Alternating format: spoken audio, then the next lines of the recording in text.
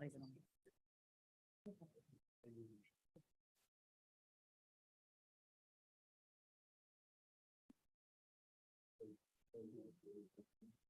for the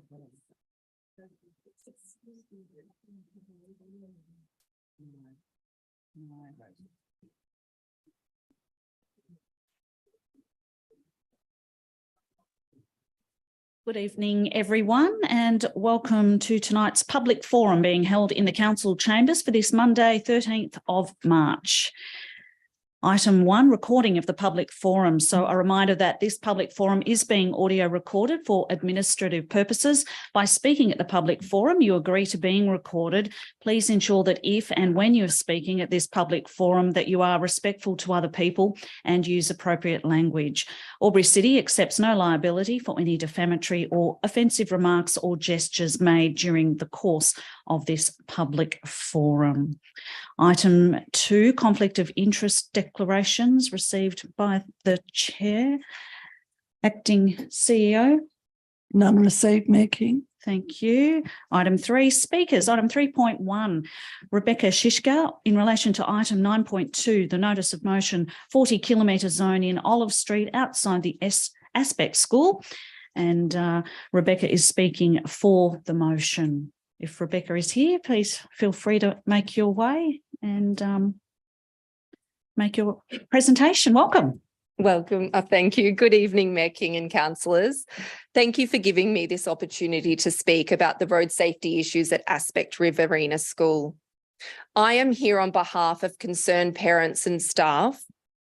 The school is located at 437 Olive Street, just behind St. Patrick's Church, and has been at this site since 2007. The school is for children with an autism diagnosis. Many students also have co-occurring conditions like intellectual disabilities and ADHD. My son began at the main campus this year, which is when I quickly became aware that we had no 40-kilometre buffer zone for the school. A near miss of a young child from our school could have ended in tragedy. This is what has driven me to take action to protect our vulnerable children. Currently, if you are driving from the direction of Dean Street towards our school down Olive, we have no 40-kilometre zone. And on the opposite side of the street where the school is located, we have 3 metres of 40-kilometre zone before you walk into the entranceway of the school. A short drive around Albury would give us numerous examples of adequate, safe 40-kilometre buffer zones that start well before the entrance to the school and are on both sides of the road, many of which have flashing lights. For example, Indy School, which is a small non-government school located in South Albury for 15 to 18-year-olds, has a whole block zoned for a 40-kilometre area. They have flashing lights, which gives traffic ample indication that they need to slow down for the school.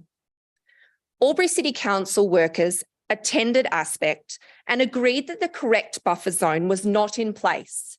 However, they said it was a Transport for New South Wales matter. Lodgement of a formal complaint to Transport for New South Wales did not resolve the issue. Management at our school have also tried years ago to resolve this issue with no success. I think we understand the high risk associated with young children and road safety, a risk which is obviously exacerbated with our unpredictable autistic children who have challenges with impulse control. We request that Albury City Council use their power of advocacy to lobby Transport for New South Wales for a swift resolution in respect to this 40-kilometre zone issue. And in doing so, giving our autistic children the same protection as children at every other school in our community. Aspect has fewer students than many other schools, but the majority of our students are driven to school by their parents.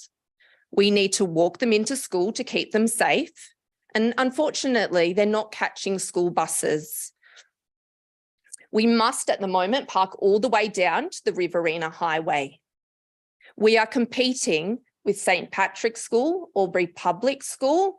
We are competing with the parishioners at the church and people parking there for local businesses. So often it's very hard to find a car space outside the school. It's also an extremely busy bus route. We've already had one near miss that could have resulted in a death, but this risk could have been dramatically reduced if we had a car parking spaces at the school. Wee-Wack Street School, located on a quiet street, has similar needs to the students of Aspect. They have a 15-minute parking zone outside the school only on school days and only at drop-off and pick-up times. Further, there are currently no disability parking spots outside of Aspect School or anywhere on Olive Street between the Riverina Highway and Smollett Street. We ask that the council install a disability car park and 10-minute parking spots at pick-up and drop-off times only to resolve this issue, and therefore giving our children safe access to school. Let's not wait for a tragic accident before we take action. Please help protect our children now. Thank you for your time. Thank you, Rebecca. Yeah. Happy to take Councillors. any questions. Yeah, of course, looks like Councillor Callaghan has a question first off. Thanks. Rebecca, thank you for your presentation. Just wanted to clarify disability parking. How many parking spots were you specifically hoping for? We would at least love one parking spot, but you know, 2 would be great as well. There are families that have disability parking permits for their children. Currently, there is nowhere for them to park. Follow up? I have a follow-up question, if I may. Thank you. The second one was in relation to the 10-minute parking drop-off and pick-up zones. Could you elaborate a little more about the times that you were hoping for this to happen? Yeah. And also how many of those you'd be expecting? Absolutely. We would hope for at least 6 parks on either side of the gate. They would be from 8:30 a.m.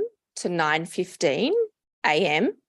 and then at pickup times at 2:30 p.m. to 3:15 p.m. I did speak to Albury City Council in the Transport Division, who said the only issue could be that every other drop zone they have in the CBD have parallel parking and ours are angled parking. However, I said it's not a traditional drop zone. We need to get out with our children to walk them into school. So there's no difference at the moment between us parking further down the road or at the gates. It's just making it safer. It's still going to be angled no matter where we park at the moment. Thank you. Thank you for your Jess? advocacy. Thank you. Appreciate it. Thank you. Thank you, Councillor. Councillor Glacken. Yes, through you, if I may ask a question of the staff. Yeah, no, of the staff, if that's fine. Thank you. Thank you. So, Mr. Ferris. Mr. Thank you. Ferris. To the most relevant member of staff, Mr. Ferris. The presentation just explained that the school has been there from 2007, and I remember it opening. Can we confirm, and I'm happy for this to be taken on notice, what the DA requirements were for parking and drop off for the school, noting, of course, that some of it may have been New South Wales government regulation, but if you have an answer, that'd be great. If not, if you could take it on notice. Thank you. Microphone, please, Councillor Glacken, so we can free up the microphone for Mr. Ferris. Through you, Mayor King. Certainly I'll need to take that on notice, but we'll be able to provide that in any future report to council, as well as distribute it in the next couple of days. Thank you, Mr. Ferris. Councillor Bowen. Thank you, Mayor King. And through you, Mayor King, thank you, Rebecca, for your presentation. Excellent and very well thought out. I myself have a child on the spectrum who is now 31 years of age, and we unfortunately didn't have the advantage of that aspect of it. So what I'd like to ask is, how many students do you have at Aspect, if I could ask approximately, so I can get an understanding of that as well too. And just to clarify before, if you said you wanted 6 car parks either side of so in total 12, do I understand that correctly? No, sorry, Councillor Bowen. I mean, 3 either side is probably sufficient for that space. Sorry, what was? And approximately how many? Oh, how many students? So I have Jane, the principal of the school. I think there's around 70 students at Just the approximately, moment. That's fine. That's Yeah. great. Thank you. That's all we could require. Thank you. Thank you. Councillor Bowen. Councillor Callaghan. Sorry, I just had another question of council through you, Mayor King. to We most will be relevant- bringing it up. Oh, obviously yeah, as yeah, an yes. item as a council meeting. Just as wondering well. when we advocated for this last, from council's perspective to Traffic New South Wales, like how long ago? Ferris? Mr. Ferris, Councillor Callaghan, if you could just pop that off. Mr. Ferris. Through you, Mayor King. Certainly, this is my first time I've become aware that it's been a request, not saying that it hasn't been requested before. It just hasn't come through me as we've outlined and as Rebecca's outlined. It is the responsibility of Transport for New South Wales. So most of those requests would get redirected that way. Saying that, the recent request, we've been advocating for it to happen. Speaking to Transport on a last weekend today. It is a priority for them. They are looking at alternatives, and we're doing some data collection at the moment there. So we've got some tapes down because we know they'll ask those type of questions. So we're trying to expedite it as quickly as we can. Thank you, Mr. Ferris. There are no more questions. Thank you, Rebecca. Thank you, Jane. Wonderful. Thank you for your time. Thank you. Our next speaker in relation item 3.2 of our public speakers, Ian Whittingslow, in relation to item 13.4, Dean Street Parklet trial outcome. Ian is speaking against the recommendation. Welcome, Ian. Thank you. Thank you, Mayor King. Thank you, councillors.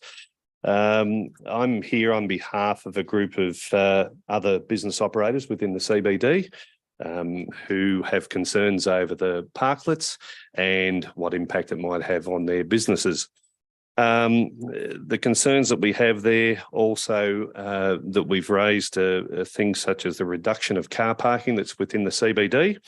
And also whether or not council has spoken to enough businesses to actually have the suggestions acted upon because of what it might be, because the only reference that we can find there that's in agreement to it in some references, Happy and Xenex, which are the two businesses directly in front of the parklets.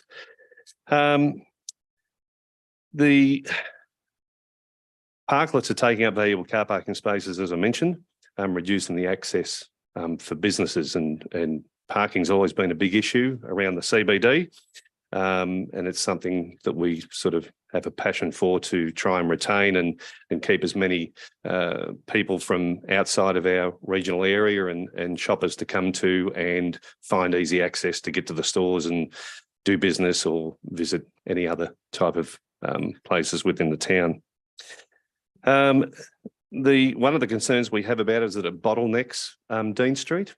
There's about a 25-metre length of barriers, concrete barriers that are there, which are not quite pretty to look at. And to have something of that nature there, reducing the actual carriageway down to 3.6 metres on a 50 kilometre zone, to me is a little bit dangerous in that respect there, whether somebody could be sandwiched in between there as pedestrian, a motorcyclist, any other type of activity that might happen there that could cause an accident or problems with people using that particular area. But particularly a 50 kilometre zone in such a narrow area, normally in a parkland or other places of entrance and so on, would be restricted down to a 10 or 20 kilometre zone.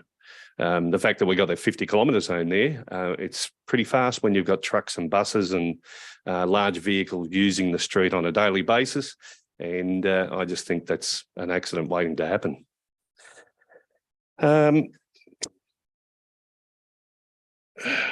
The parklets themselves aren't something we're rejecting themselves in the context of what they are. It's the position that they're in. We seem to all agree with the idea that they're a good thing for the city, where people can meet and relax and do things, but on a noisy, busy main street of a city as a bottleneck, I don't really think that's the best position for those to be in. The parklets themselves, some suggestions have been put out in council letters, with QE2 Square, City Walk, where we've got big buffer zones of public area access, things like the Retro Youth Cafe area where they could be used for other activities, maybe even the Library Museum where we're going to get an information centre shortly where we're going to have travellers coming through with their caravans and motor vehicles and so on, and probably might need a bit of a rest and have a cuppa or something. So we're not against the parklets themselves, just the fact that they take up parking spaces. In a context of parking spaces, it might not sound much when you say 4 car parking spaces until you calculate that at 9 hours a day for businesses, 4 car parking spaces, people turning over the car parking spaces 1 hour at a time, and this is the minimum. And you're going to look at over 200 visitations to those car parking spaces per week. And that equates to like 9,600 plus visitations just during business hours for businesses who could maybe just by chance have somebody pull up and drop into their store or their business and do business. And that's what we're all about. So a small amount of car parking spaces in some respects really isn't the right context on how you should proceed to talk to people about what it is that we're reducing. It's visitation, and visitation by thousands of people per year is quite a lot of missed opportunities.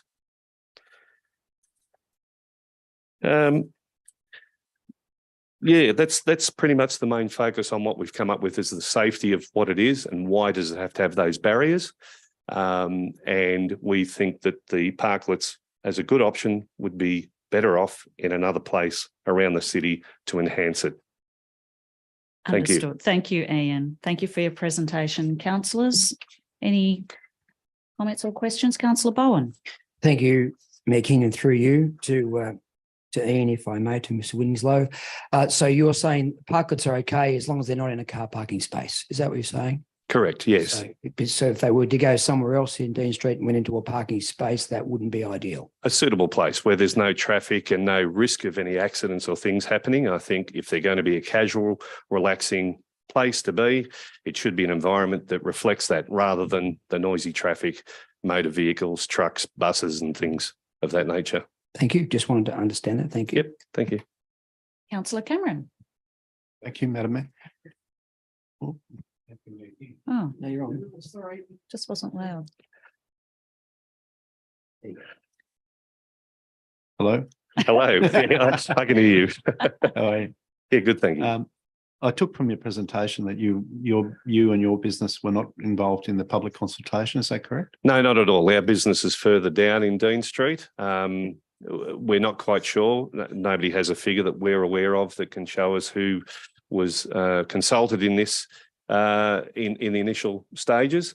But just in general with the people I speak to myself in business, in the CBD, you mentioned parking and taking up any parking spaces, and that's their first rejection that they want to, make people aware of. We want to retain our parking. It's essential of the city. Understand. Oh, well, if you're here a bit later, we might get to the bottom of that question. Yeah. So, thank you. Thank you. Thank you, Councillor Cameron. No other questions or comments, councillors? Thank you, Ian, for your presentation. Wonderful. Thank you. And that concludes our public forum. Might just get the microphone off, Councillor Cameron.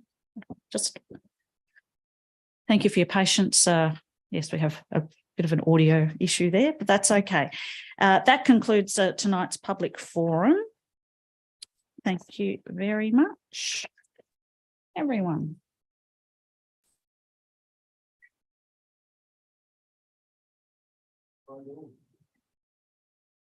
Good evening, everyone, and welcome to tonight's council meeting being held for Monday, the 13th of March. We'll begin with our opening affirmation and acknowledgement of country. We gather to represent the people of Albury who have entrusted us with this task. May our efforts be blessed with insight, wisdom and common sense. May our personal values give us honesty and courage to serve our community effectively and with respect for all. We would like to acknowledge the Wiradjuri people as the traditional custodians of the land that we meet upon today and pay our respects to the elders past, present and future, for they hold the memories, culture, tradition and hopes of Aboriginal and Torres Strait Islander people that contribute to our community.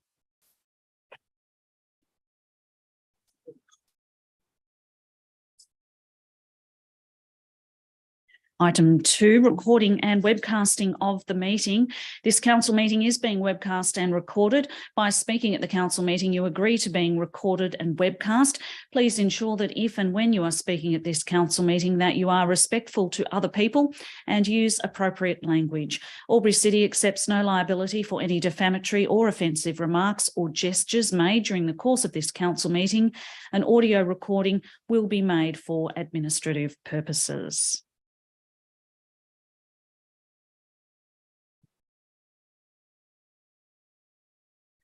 Item CM3, conflict of interest declarations received by the chair and disclosure of political donations. Acting CEO, Ms Squires. Thank you, Mayor King. In relation to item 3.1, there are no conflict of interest declarations received. In regards to item 3.2, disclosure of political donations and requirements of the Environmental Planning and Assessment Act 1979, the advice to the council meeting is that the Environmental Planning and Assessment Act 1979, section 10.4 requires a person submitting planning applications or submissions regarding a planning application to disclose any reportable political donation and or gifts to any local councillor or employee of council. Reportable political donations include those of or above $1,000. Given there are no development applications for consideration by council at this meeting, there is no further advice required. Thank you, Mayor King. Thank you, Ms Squire. Item CM4, apologies, there are none. CM 4.2, attendance by councillors at meeting by audio visual link. There are no councillors remotely, we're all here. CM5, mayoral minute, there is none. CM6, action plans. Councillor Thurley. Thank you, Mayor King. I move the following action plans be received and noted. 1, actions complete for noting only. 2, actions awaiting response from external parties. 3, actions in progress and 4, long-term issues more than 3 months. Thank you. Councillor Glacken. Happy to second. Thank you. Thank you. Councillor Thurley, do you wish to speak to the motion at all? Councillors, any speakers for or against? In that case, happy to put the motion. Those for? Those against? The motion is carried. Thank you, councillors. CM7, confirmation of minutes of the previous meetings. CM 7.1, minutes of the council meeting held on the 27th of February 2023 at 6 p.m. Councillor Bettridge. Thank you. Through you, Mayor King, I'd like to move that the minutes of the council meeting held on Monday, the 27th of February 2023 at 6 p.m. be confirmed. Thank you. Councillor Glacken. Thank you. I'm happy to second that. Councillor Bettridge, do you wish to speak to the motion at all? No comments for other councillors? In that case, we'll put the motion. Those for? Those against? That motion is carried. CM8, reports from community forums. 8.1, there are none. CM9, notices of motion or notices of rescission. CM 9.1, notice of motion, Seville Street Drain Reserve, Lavington. Councillor Cameron. Thank you, Madam Mayor. Sorry, Mayor King. Thank you, Councillor Glacken. Sorry. Can't remember my PIN number. I'd like to move that a report be provided to a meeting of council as soon as practical for the consideration regarding options to reduce antisocial behaviour in the Seville Street Drain Reserve area. The report includes, but not be limited to, the evidence of antisocial activity and crime in that area, options around the provision of CCTV in that area, options around the possibility of fencing the drain and possible closure of the walking path. I should note too, it's been pointed out to me that the correct name of the street or the avenue is Seville Avenue, not Seville Street. Understood. Sounds like the sort of thing the AWDC would have done. Made that correction. Thank you for that, Councillor Cameron. Do we have a councillor who would like to second that? Councillor Edwards. Happy to second the motion, Making. Fantastic. Councillor Cameron, do you wish to speak to the motion? I'll just be brief if I may. I was contacted about 6 months ago by residents who rang, as people should bring their councillors, I believe. And they invited me to come around and observe the reserve, which, although I was born in Albury and lived my whole life here and in Lavington, I'd never seen. I had no idea it was there. It is a very large reserve. It would make a lovely park or green area, but no work's been done on it. It's simply more or less virgin bush. At that time, before Christmas, it hadn't been well maintained, but council officers have made good progress in cleaning it up and making it safer. So it's not in this. When I last saw it, it wasn't in the terrible state it was last year. Probably the key thing, I asked the general manager at that time, and Mr. Ferris got back to me along with Ms. Code, and I was surprised to be told that there, according to the police, there were no records at that time of any crime figures for that area going back to 2017. That was very much at odds from what the residents had raised with me, and I'll just quickly run through if you'll indulge me with the notes. 9th to 10th, vehicle dumped of 19, vehicle dumped on the property, and days later, same vehicle involved in an incident on Lincoln Causeway and man hurt. 28th to the 6th, 21, domestic violence. 15th to the 11th, 21, property damage. January 22, an incident involving an assault for which one of the residents recently attended court as a witness to the assault that occurred in the area. 18th to 12th, 22 threats, property damage, multiple people invading people's properties adjacent to the reserve. 30th to the 12th, 22, an incident of domestic violence. 26th to the 4th, 19th, property damage. 26th to the 11th, 2018, property damage. December 2018, property damage. Yes, and so that's, and yes, that may seem colloquial, but that is from the residents themselves. More recently, staff, I believe, followed up again with the police, and the latest information I had was that there were 2 incidences going back to 2017. I discussed this matter with the senior police recently this week, and they said, look, the difficulty will always be in police statistics, and I believe this is parallel to our current discussions about the usefulness or otherwise of CCTV in the city, that the geographical marker is very important, and it's possible to use different systems and different descriptors, and sometimes too police officers enter something a little different to how perhaps they should, or it might have, or another person might have entered it when it comes to a locale. And if you think about a locale like this one in particular, it doesn't have a street address, and it's very easy to get the wrong name. It's very easy to call it Kiteless Road or intersection of Prune Kiteless, or all sorts of options. In any case, in the discussions I've had with the police, they indicated that there were several hundred, when the correct overlay, they call it, was used, that generated a report with over a couple of hundred incidences over time. They could not make that available to me because of the various policies, which is another challenge we face when trying to work with the police, as once again, we're finding with CCTV, but that their systems are both quasi-confidential, and they don't have free access to distribute that and disseminate those figures. In any case, what this notice of motion seeks to do is not to do the things that it describes or alludes to. It's simply to call forward a report on our options around these things. And I hope the councillors will support it on that basis. Thank you. Thank you, Councillor Cameron. Another speaker for council, question from Councillor Glacken. We'll just get the microphone off. Councillor Cameron, if you just want I'm to pop sorry. that off. Okay. Councillor Glacken. Thank Question? you. Yes, a question, if I may, through you to the most relevant member of staff. And we may have been made available of this information and I may have missed it. Is it possible for us to request provision of the mobile CCTV facility for that to be located in this vicinity in the interim, if it is not already tasked on another activity? And I'm happy for that to be taken on notice if that is required. Thank you, Councillor Glacken. I might direct this to our acting CEO, Ms. Squire. Thanks. Thanks, Mayor King. Through you, yes, certainly. I mean, the mobile CCTV trailer is available for a whole range of different uses, we would have the conversation with New South Wales Police around, you know, where it's currently being deployed and whether or not this area is a higher priority at the present time.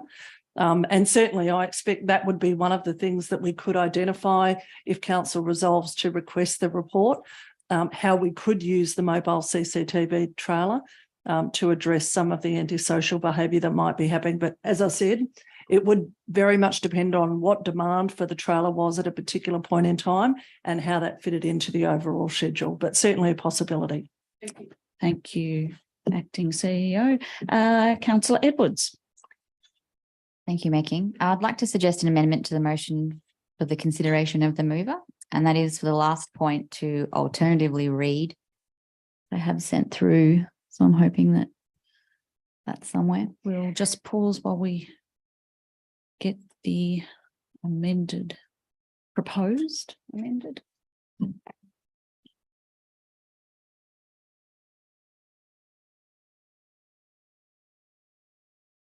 So that would be options for changes to the drain and walking path based on the principles of crime prevention through environmental design.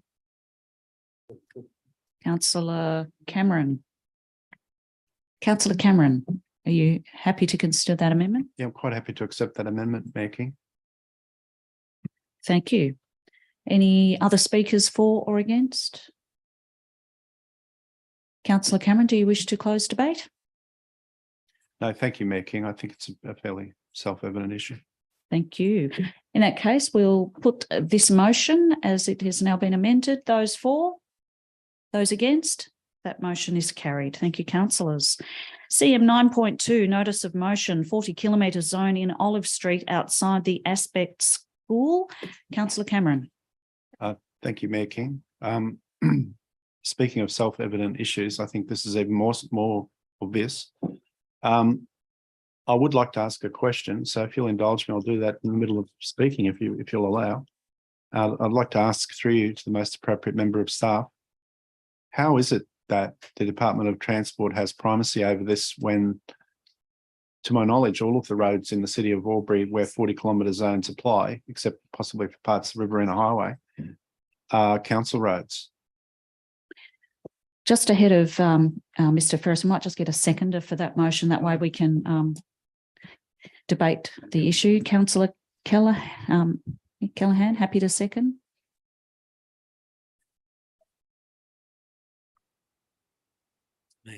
Happy to second the motion, Mayor King. Sorry. No, yes, thank you. We do need the audio of that.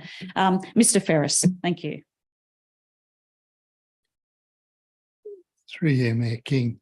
The Roads Act delegates most tasks to Transport, and then some are then delegated to the local council. And that's on the proviso that a number of things are in place, such as local traffic committees, etc. Both speed zones on any road, including local roads or school zones, are not delegated to council. They remain with Transport for New South Wales. So they don't even come through our system.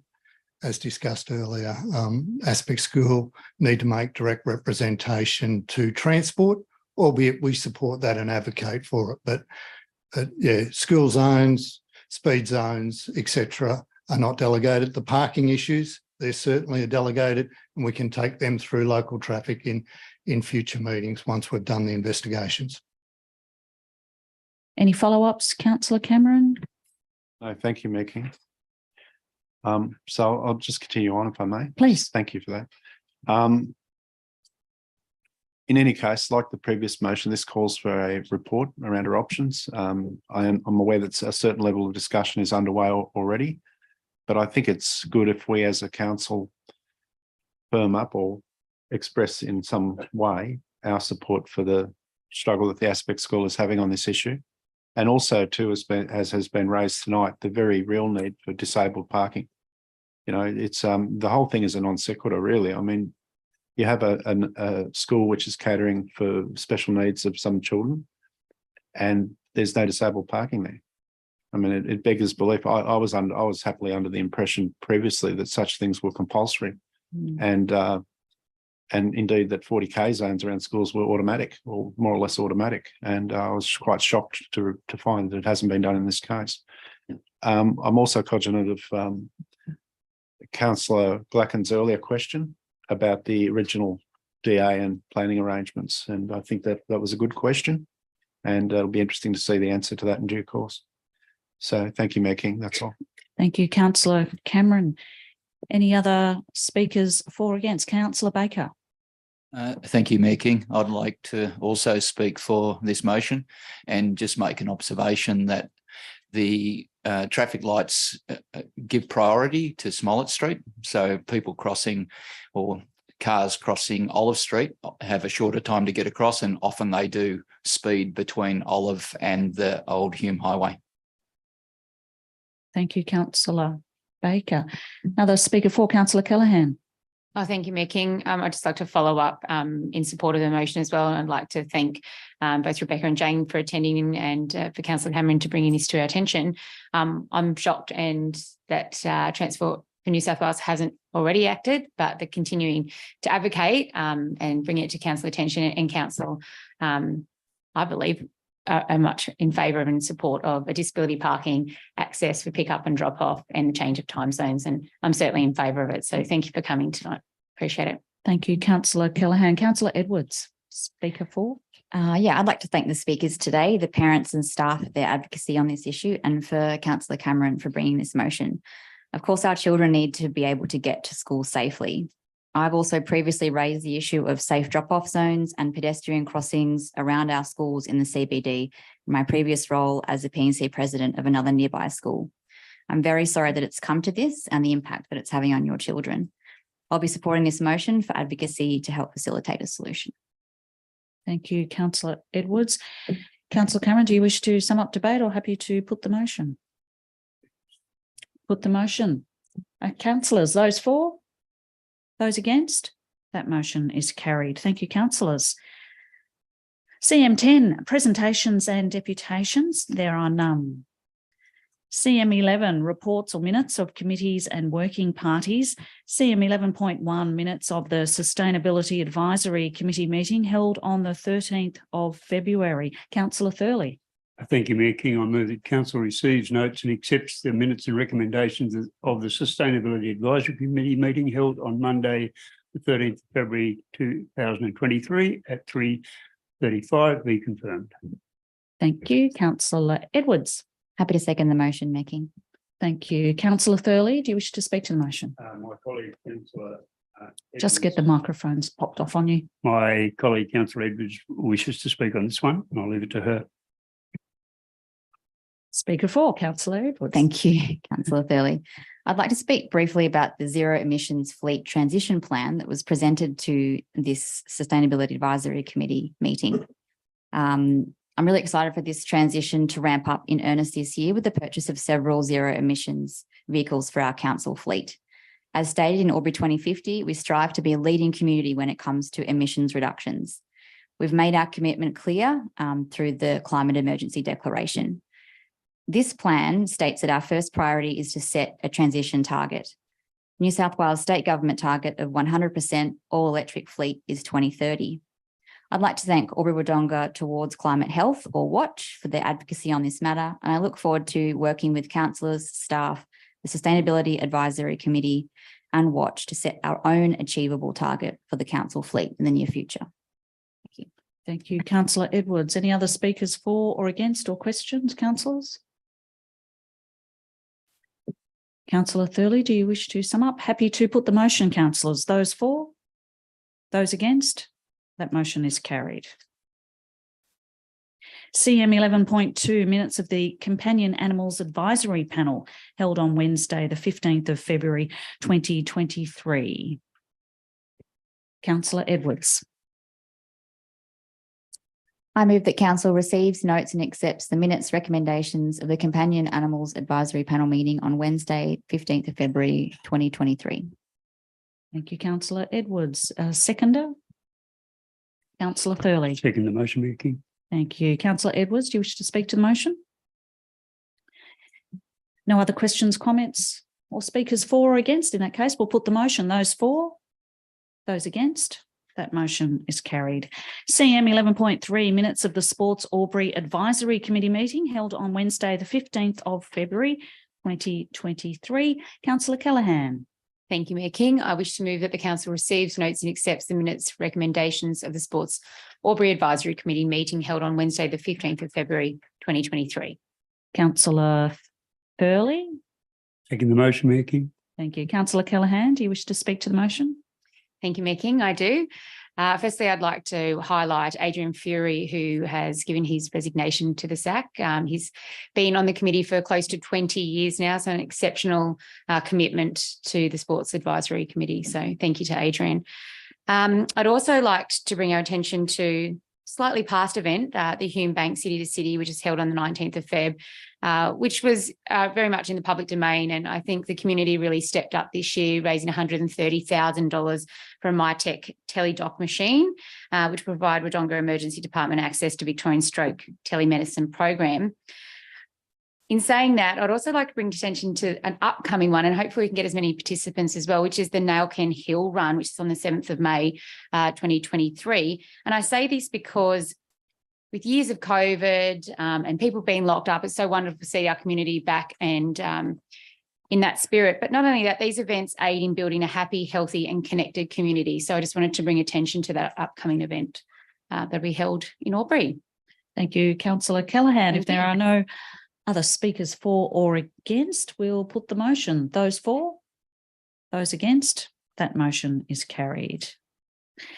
CM 11.4 minutes of the Local Traffic Committee meeting held on the 23rd of February, 2023. Councillor Glacken. Thank you. Through you to move the recommendation as a motion that council receives, notes and accepts the minutes recommendations of the Local Traffic Committee meeting held on Thursday, 23rd of February, 2023. Thank you. Thank you. Councillor Thurley. Second the motion, Mayor King. Councillor Glacken, do you wish to speak to the motion? Councillor Cameron speaking for the motion? Question. if I A may. question. Yeah, thank you. I'm unable to, through IT difficulties, access the report itself. Can the most appropriate member of staff, through you, Mayor King, tell me if the matter of the Aspect School 40 kilometre zone was discussed at this meeting? Mr. Ferris. Just need the, thank you. Through you, Mayor King, no, it wasn't discussed at the last meeting. The matter's been raised post that meeting. Thank you, Councillor. Any other questions? Yeah, follow up? When is the next meeting scheduled for? Mr. Ferris? Through you, Mayor King, I'll need to take that on notice. They happen every 2 months. So it'll be late April. We may have a clarification. Acting CEO may be able to shed light on that, Mr. Ferris. Thank you. Thanks, Ms. Mayor Clark. King. So the next meeting will be held at 10 a.m. on Thursday, the 4th of May, as per the minutes of the last meeting. Understood. Thank you. Any other questions or speakers for or against? Councillor Callaghan? Yes, thank you, Mayor King, and through you to the most relevant staff member. I have a question in regards to the bus stops that are in a temporary position at the moment outside the motel and office works, and where they're at with the ARTC and when that's likely to happen, all the communications around that. Thank you. Thank you. Mr. Ferris? Through you, Mayor King, the 16 cities team are still working with ARTC and the Rail Authority just around licensing for the proposed site within the precinct. We haven't got an update. The last update we got, they were still working with them. They haven't given us a time frame at this stage. So the two temporary sites on Smollett Street, either side of Smollett Street, are remaining in place until that licence has been finalised. Thank you, Mr. Ferris. Any other comments or questions or speakers for or against? In that case, Councillor Glacken, happy to put the motion. Those for? Those against? That motion is carried. CM 12, documents for sealing. There are none. CM 13, officers' reports for consideration. CM 13.1, draft waste management strategy. Councillor Thurley. Thank you, Mayor King. I move that Council A receive and endorse the draft Albury City Council Waste Management Strategy 2023. Place the draft Albury City Council Waste Management Strategy 2023, including the associated technical report on public exhibition for a minimum of 28 days. And C, if no submissions are received, the draft Albury City Council Waste Management Strategy 2023 be adopted. Thank you, Councillor Thurley. Councillor Betteridge. Through you, Mayor King, I'd be happy to second that. Thank you, Councillor Betteridge. Councillor Thurley, do you wish to speak to the motion? Thank you, Mayor King. I do. Perhaps the SLR report was one of the most comprehensive reports I've ever read on my time on council, something in the order of 250 pages. Highly technical, but explored a whole range of new options, innovative technologies to reduce our waste footprint. I think we are pretty well ahead of the game, and I still see councils throughout New South Wales proposing they'll do green waste collections and so on. And I wonder where they've been for the last 5 years or more. We're doing extremely well, but there are big challenges.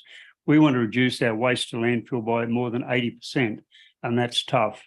It's an education requirement to show people and to help people do the right thing. And we're not helped when we see that all the soft plastic things fall to bits, and that whole scheme, Coles and Woolworths were collecting all this stuff and it was just being stored in warehouses. That doesn't give people any confidence, and that makes them lose their own drive to be better and do better. So I think we've got a lot of work to do. The good thing is that we are doing partnerships with other councils. The technologies brought up in the SLR report are not achievable by one council on their own. These are multi-million-dollar technologies. And so we do need to partner with other councils and regional councils so that we've got the mass that we need to get this sort of stuff on the road.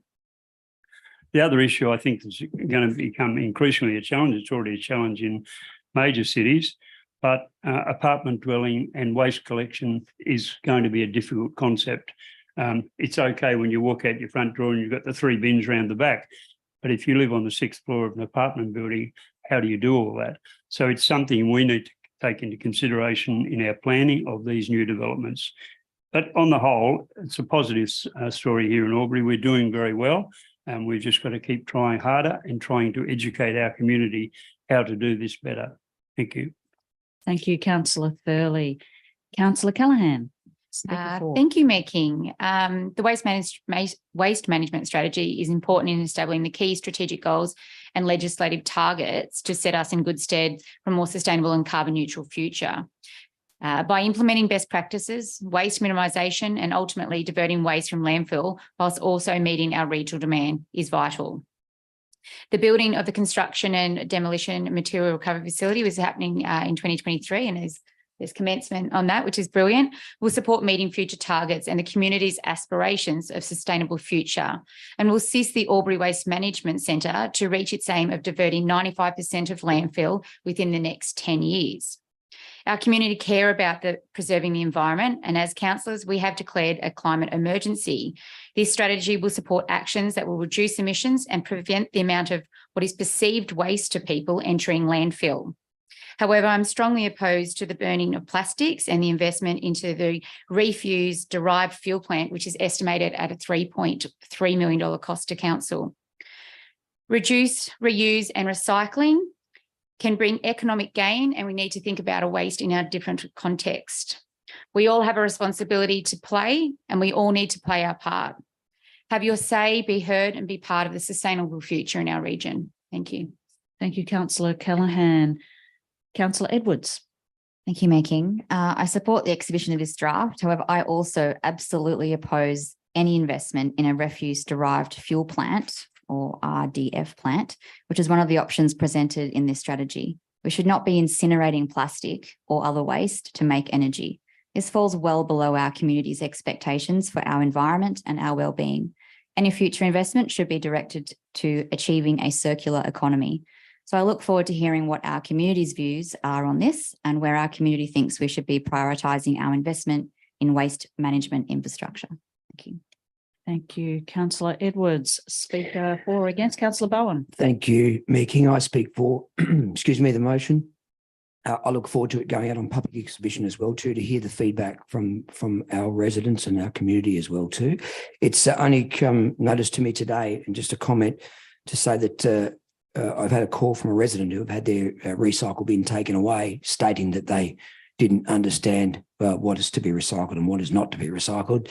So therefore, it might be great that we continue on with our education process, even though we feel the Hard Waste program has been successful and gone well. It might be a great opportune time to continue and press harder with some more information, not only through schools, but also through our other social networks. Thank you, Councillor Bowen. No other speakers for or against. Councillor Thurley, do you wish to sum up? Happy to put the motion, councillors. Those for? Those against? The motion is carried. CM 13.2, draft libraries and museum policies, public exhibition submissions. Councillor Thurley. Thank you, Mayor King. I move that Council A adopts the following draft libraries and museum policies and procedures with all recommended changes. 1, the draft library services delivery policy, draft libraries membership and loans procedure. 2, draft libraries collection policy. 3, draft museum and social history collection policy. Draft museum and social history application and de-accession procedure. Acquisition and de-accession procedure. 4, draft libraries and museum exhibition policy. And B, updates the public policy and procedure register with the finalised documents. Councillor, wish to second that? Councillor Bettridge. Thank you. Through you, Mayor King, I'm happy to second. Thank you, Councillor Bettridge. Councillor Thurley, do you wish to speak to the motion? Very briefly, I note that when it went out on public exhibition, it did get quite a significant amount of feedback. And I note also that most of those comments were incorporated into the draft policy. It's clear that there are many people interested in these matters, and they gave us their feedback, and it's been taken into account. Thank you. Thank you, Councillor Thurley. Councillors, any speakers for or against? Councillor Callaghan. Thank you, Mayor King. I have a question for you through to the most relevant staff member, I believe, Ms. Code. I have a question in regards to library fines. Where are we at with the library fines? Ms. Code. Thank you for the question, and through you, Mayor King. We currently do not have any library fines if you do not return your book on time.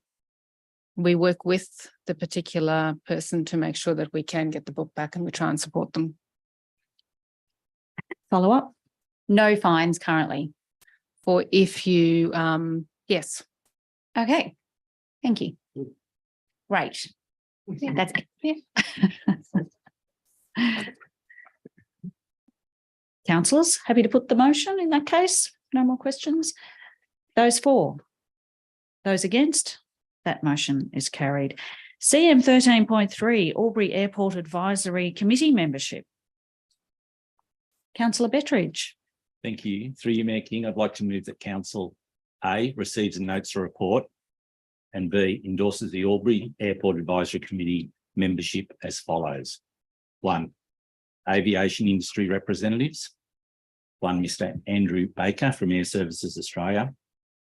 2, Mr. Bass Smulders from Global Air Solutions. 3, Mrs. Carly Pavey from Bonza. 4, Mr. Joshua Hogan from QantasLink. And 5, Mr. Warwick Lodge from Regional Express. And 2, skills-based representatives. Mrs. Claire Donnellan, Mr. Chris Gatt, Mr. Gary Zorner, Mr. Glenn Robinson, Mrs. James Bushell, and Miss Lisa Trim. Thank you, Councillor Bettridge. I'll just get a seconder. Just get the microphone off, Darryl. Councillor Bettridge, briefly. Councillor Thurley. Second the motion, Mayor King. Thank you. Councillor Bettridge, do you wish to speak to the motion? The establishment of the Albury Airport Advisory Committee is a key milestone from the Albury Airport Governance Review. It is outlined in the terms of reference. This committee will act as an intermediary between Council and the wider community with an aim to consider views and ideas from all stakeholders. The committee shall then provide advice to Albury City Council regarding strategic direction and specialised operational matters at Albury Airport. The proposed candidates that we are being asked to endorse this evening will bring a balanced combination of skills, diversity, community involvement that aligns with Albury City's strategic vision for Albury Airport. I would encourage my fellow councillors to support the motion before us this evening. Thank you. Thank you, councillor Betteridge. Councillor Callaghan. Thank you, Mayor King. I'd like to speak for the motion as well. I think Albury is really lucky to have the people and the calibre of people who have been selected for the committee. The fact that they've expressed an interest in being part of this committee will bring a wealth to aviation, commercial, airport-related business, local business and community and strategic skills who are committed to the betterment of the Albury Airport. And really that's connecting our regional hub to thrive, to prosper with innovation and opportunity and good governance moving forward. So it was actually amazing to read the people that showed such an interest in our local airport, and I think it's set in good stead for future. Thank you. Thank you, councillor Callaghan. Councillor Baker. Thank you, Mayor King. A question to the most relevant member of staff or to Councillor Betteridge. I did notice there were more people than were selected, and I just wondered how that process was, and was it difficult because there were some good names that didn't make it to the final list? Mr. Glass. Thank you for the question, Councillor Baker, and through you, Mayor King. There was an interview panel, including a member from our governance team and our airport team who participated in the interview panel. There was a series of criteria that the respondents needed to answer, and you're quite right, it was a strong field that expressed an interest in participation. Any follow-ups, councillor Baker? Happy with that?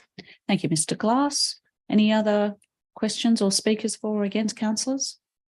Councillor Betteridge, did you wish to close debate? No, thank you, Mayor King. I'm happy for the motion to be put. We'll put the motion. Councillors, those for, those against, that motion is carried.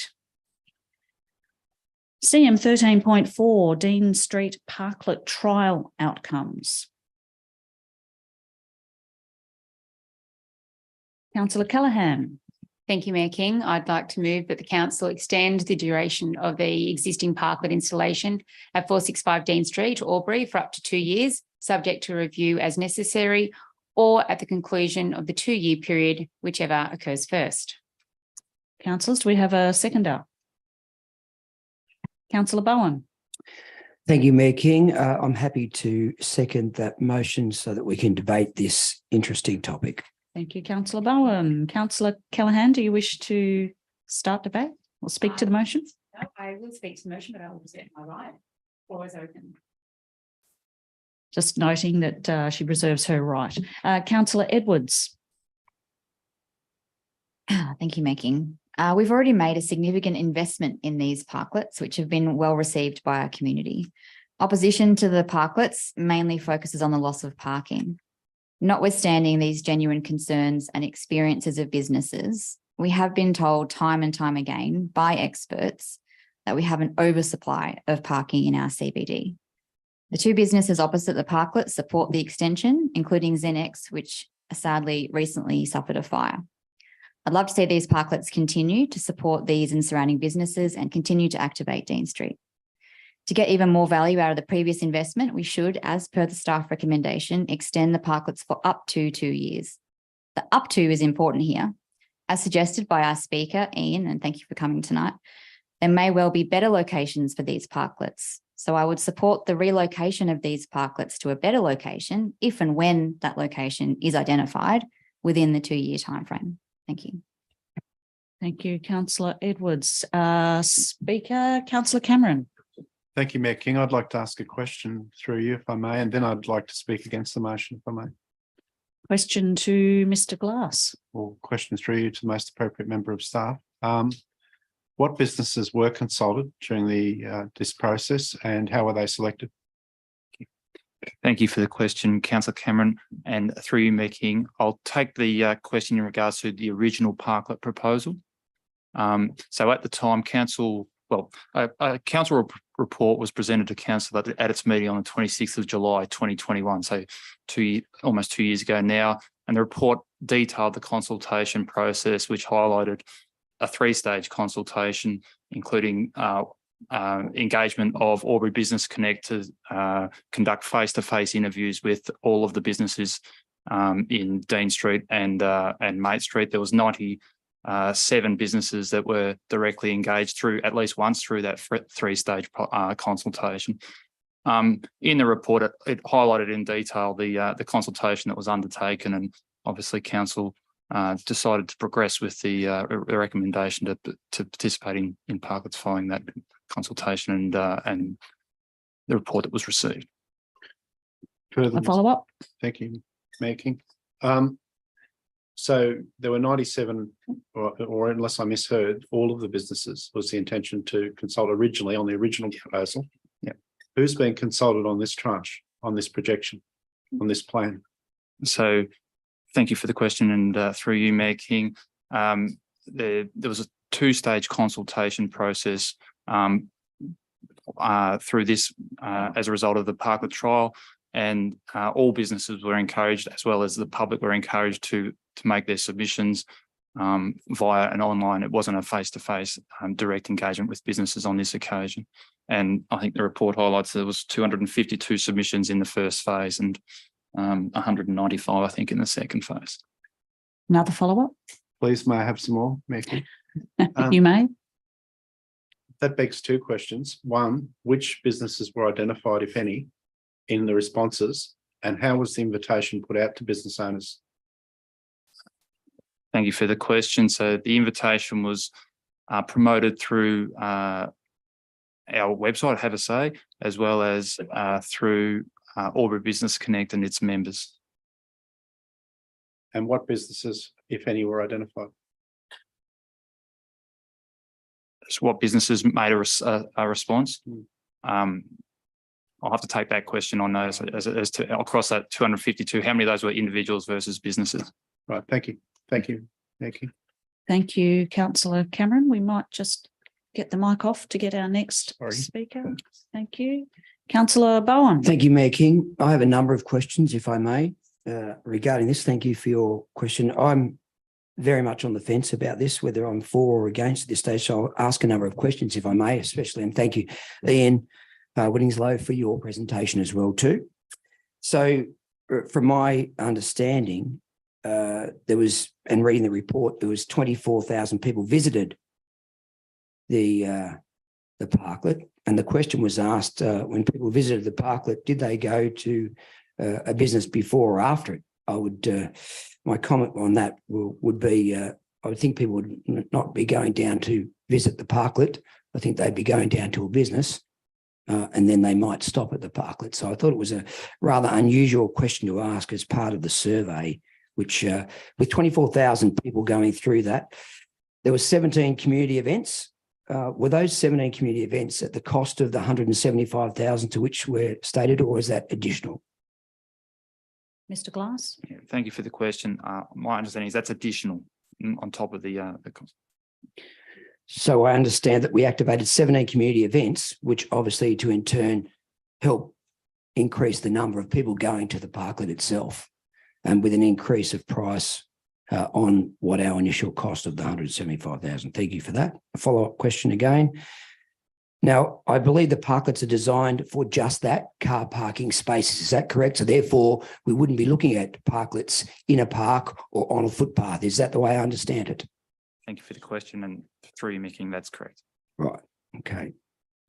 So then having it in another space would mean that we would be looking at taking up a number of other car parks. Is that correct? If it was to go to another space, as was it suggested? Mr. Glass. Yeah, thank you for the question. And depending on where the space was, I think the report sort of identifies alternate locations from the submissions that were received, included Noriel Park, it included QE2 Square, but you're absolutely right. Then it wouldn't be called a parklet because it's not taking up a car park space. So the follow-up question for that then, if there was a new location and it wasn't a parklet, I would suggest there'd be no funding available for that other than by the ratepayers themselves. Mr. Glass. Thank you for the question. That's under the Streets as Shared Spaces funding, which we obtained for this, that's correct, but there may be another funding opportunity for that we could potentially look at in the future. Thank you. The next follow-up question is, it's been said that it was well received. I would say that the second phase of the survey on 4th of December to the 3rd of January, collected community feedback on the potential future of the Parklet trial, including retention, relocation, expansion to another location, or termination of the trial altogether. Albury City received 195 responses, with 14% supporting the retention of the Parklet, 20% supporting its relocation, 37% supporting an expansion to a second location, and 29% supporting a termination of the Parklet trial. I wouldn't say that was a resounding great deal of support for where the Parklet is as it sits at this stage. Am I reading that wrong? Mr. Glass. Thank you for the question. I mean, that's absolutely your interpretation, and look, from a well-received, yes, it's only marginally the majority if you add the 14% and the expansion of the 37%. It's only marginally the majority in favour of of supporting the park. So I'd just like to put that I felt that most people were in favour of the Parklet concept, but not in that location. It was a very polarising report to read, the comments that people wrote as well too. It was and a number of responses had to be blackened out as well too, with their disappointment with what had happened within that area. So just like to note that there is another question. Is it true that people parking away from the street out the front of the shop, in car parking spaces, off-street car parking spaces, spend more within the CBD zone? Is that Mr. Glass or Mr. Ferris? Mr. Glass? Mr. Ferris? Microphone, sorry. Sorry, Alice, do you mind? Sorry. And Stu, sorry, everyone's queuing. We'll have to turn this off. Yeah, just to get Mr. Ferris's response, and then we can get back in the queue. Through you, Mayor King, my understanding of the question is around the spend of the customers. Is it around parking or is it around foot traffic? I think from our economic development retail action plan that came through of recent times, there's a combination of both, as long as there is adequate accessible parking nearby, not having to be directly out the front of businesses. As our parking strategy that was prepared a couple of years ago indicated, across our CBD, our occupancy rate's about 60%. So broadly across the CBD, there is adequate parking, as Councillor Edwards indicated earlier. Not saying that in isolated areas it's not at high demand, and some of those sections in Dean Street are at high demand, but close by all day parking, there is ample parks in those. So it is a combination, spend is a combination of both accessible parking and the foot traffic past the businesses. Thank you, Mr. Ferris. There is one more follow-up, sorry, councillors, with the system. One final. I might have several follow-ups. Yep, that's all right. Just $28,000 to renew the space as it stands now for the next 2 years. Can I ask why we're looking at a 2-year period or earlier if it's reviewed, and why would we review it earlier when we're reviewing it now? Mr. Glass. The 2 year, thank you for the question, and through you, Meeking. The 2-year figure was determined through the expected maintenance over this period. It also felt like it was an appropriate time frame to reassess, but we haven't got an alternate location. We'll continue to look for an alternate location for a parklet now. If we find one earlier, then we'll review sooner. Thank you. And a follow-up question to that, then, an alternate location says it will cost us $247,000. That seems rather expensive relocation of something that's supposedly going very well. Mr. Glass, to clarify? Yeah, just to clarify, that option 2 is a expansion of the, so that's a keep the existing one and then build a second one somewhere else, as opposed to the relocation, which is option number. That's option 2. That's option two. So it's 288,000 to keep that. I said 247,000 to build a new one though, because it's a $28,000 payment or an amount over a 2-year period. And then to build the new one, it's 247,000 and a 6,500 power supply and a 6,500 water supply. Mr. just Glass, seems a would you lot. like to clarify? Yes, so Further to build a thoughts? new one, that's the current cost that with estimates that we've been given. So if we were to tear this down in, if I may follow up, if we were to tear this down in 2 years' time, it says to dismantle it, it will be $33,000, and to put the car parks back as they were in today's money, can I assume that then that could blow out quite extensively in 2 years' time, that it'll cost more than $33,000 to remove the parket and take it away? Thank you for the question. That's the current quotation. So it covers off replacing the sensors, the parking sensors that are underneath there, as well as obviously the disassembly, the traffic control, etc. Thank you. I'll allow other people to ask some questions because I'm still contemplating. Thank you, councillor Bowen. Councillor Gluckin. Thank you. Through you to the most relevant member of staff. My understanding is that the existing location is in the car parking spaces and not utilising any of the footpath.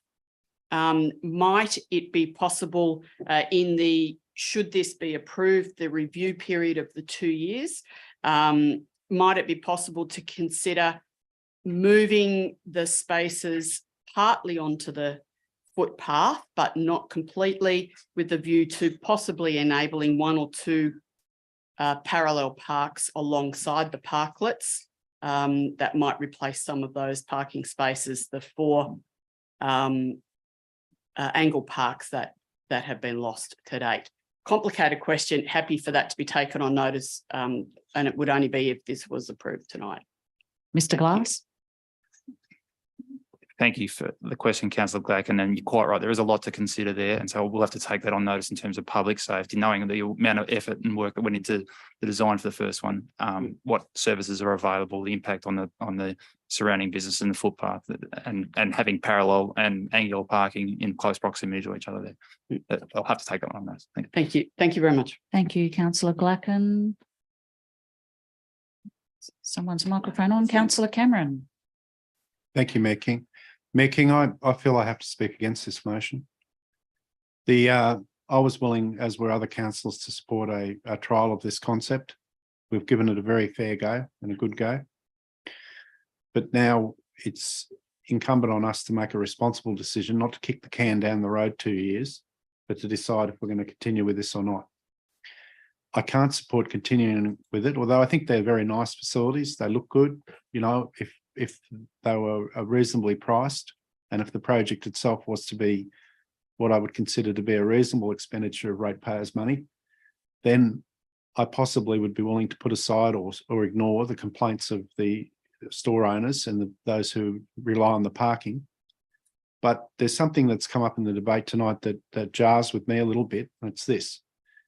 It's this suggestion that we have adequate parking or plenty of parking, or that experts tell us there's plenty of parking. Not everybody is physically fit in our city. Not everybody is able to walk a block or 2 blocks to do their shopping and other essential services. There are many people, nor do we actually have enough disabled parking spots, I think, in Dean Street. People don't come in all one size. People don't come in all one state, and they don't come in one age. Not everybody in our city is in the peak of health and the bloom of youth. There are many people who have a legitimate need, not just a desire, to park very close to the businesses that they are patronising. So I think we need to temper this absolutist idea that there's plenty of parks in central Albury, and those who complain are just being silly. Well, they're not being silly. When we start to get into the realm of $250,000, I have to say that I have no enthusiasm to pursue this.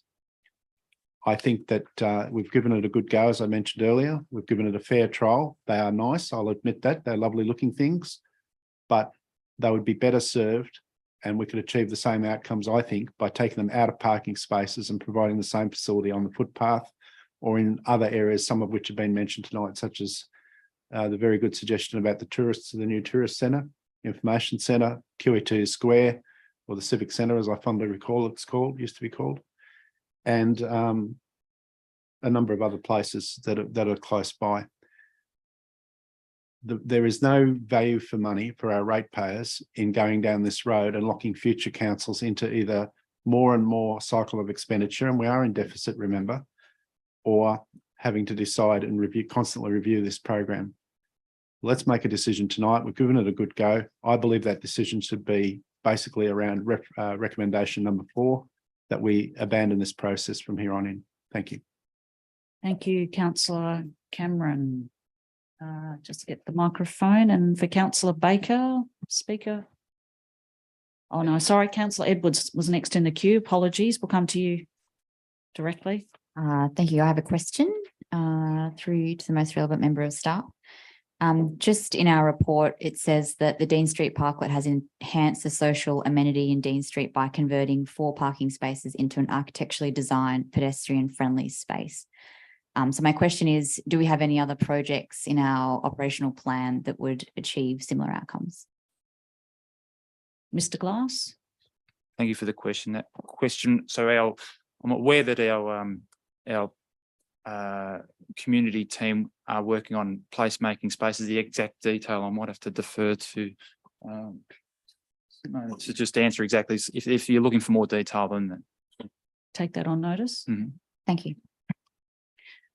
Apologies, Councillor Baker, you were earlier in the queue, but we lost you there in the system. Thank you, Mayor King. There's been lots of questions and lots of speakers. I'm speaking for this motion and the extension for up to 2 years with a cost to council of 28,000. The capital cost to start with was where the big expense was, and that's been incurred already.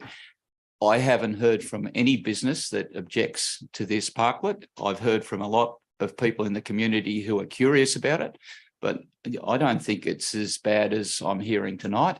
The best thing for businesses is more traffic, and that is more foot traffic. How they get there is not the number one thing. It's getting them walking past. And if there's a reason for someone to come to the street and hang out there, it's a good thing. And I can see why some of those restaurants think it's good. So I'll be supporting it. It's not forever. And I'd like to get more feedback from a whole range of people before I reckon it's a good thing to can it. So, yeah, I'd like it to proceed for up to 2 years as per the recommendation on the screen. Thank you. Thank you, Councillor Baker. Councillor Bowen? Thank you, Mayor King. And just stating that Councillor Cameron has asked to maybe go against that. There's been a number of questions that have been asked that are taken on notice tonight.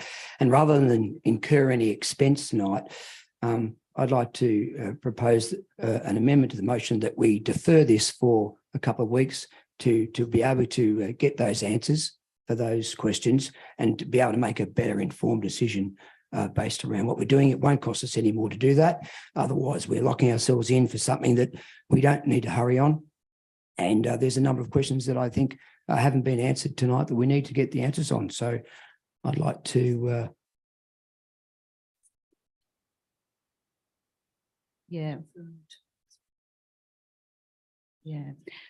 Well, I'd like to defer it until we have a briefing on this and then bring it to the following meeting after that.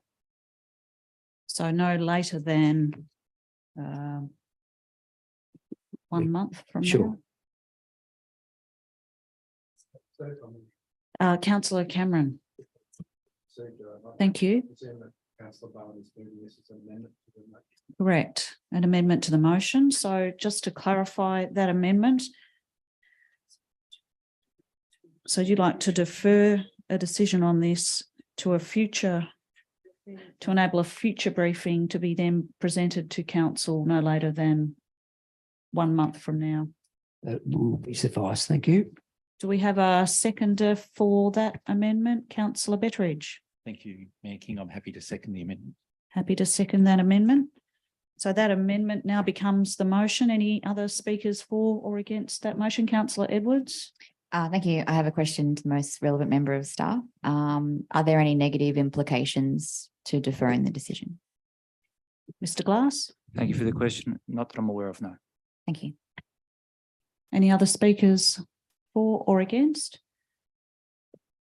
Do you wish to sum up this motion that's now been put before we put to a vote? Oh, I don't think it needs summing up. I don't think I can move it and second it though. So we probably need a second. Let's change. it Darryl now. Bettridge Thank has you. seconded it, yeah. So I don't feel we need to sum up. I'm happy with to put that motion first. Thank you. In that case, we'll put that motion. Those for? Those against? The motion is carried. Thank you, councillors.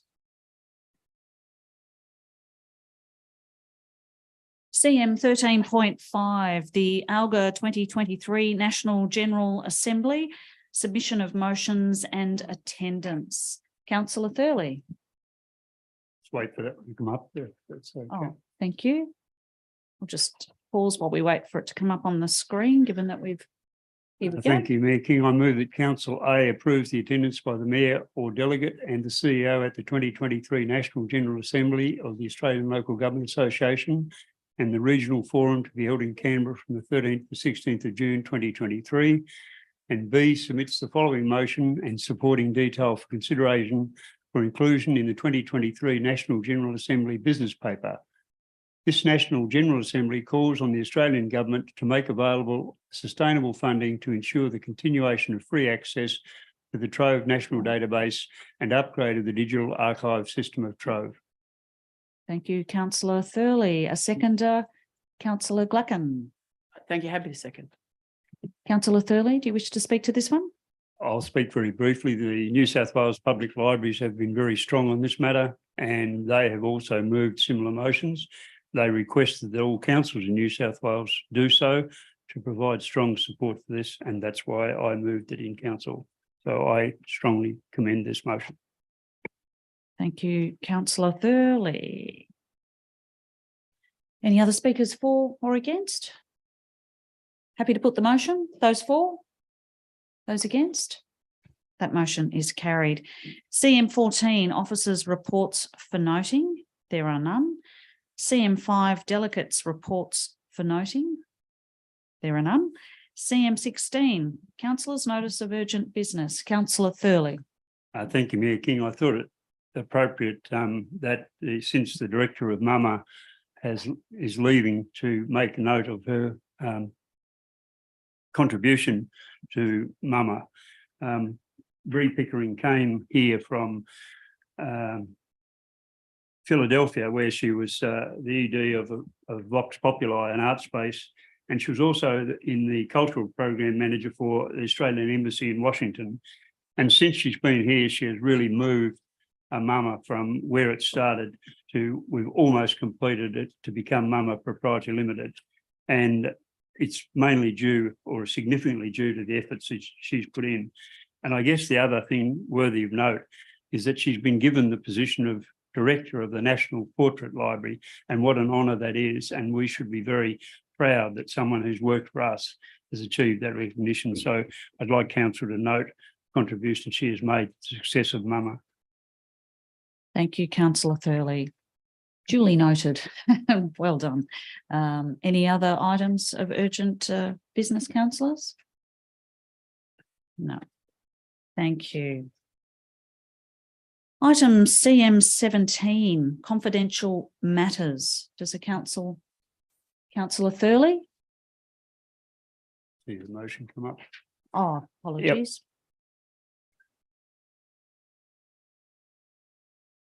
I move that we move into confidential session. You don't have to go yet. They did.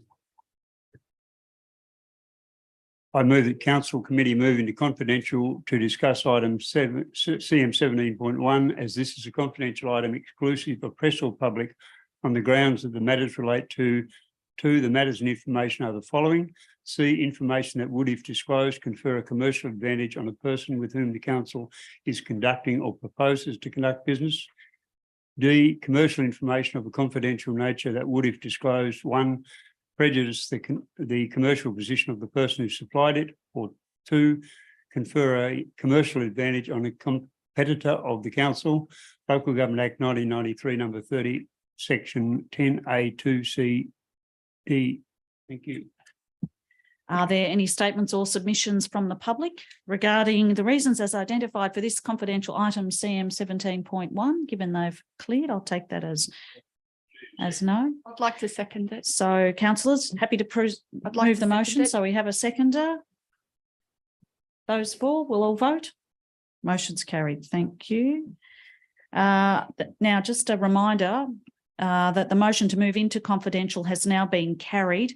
For our live stream viewers, we will now say goodbye. You can find the outcome of this confidential session in the meeting minutes, which are published on the Albury City website within 2 business days.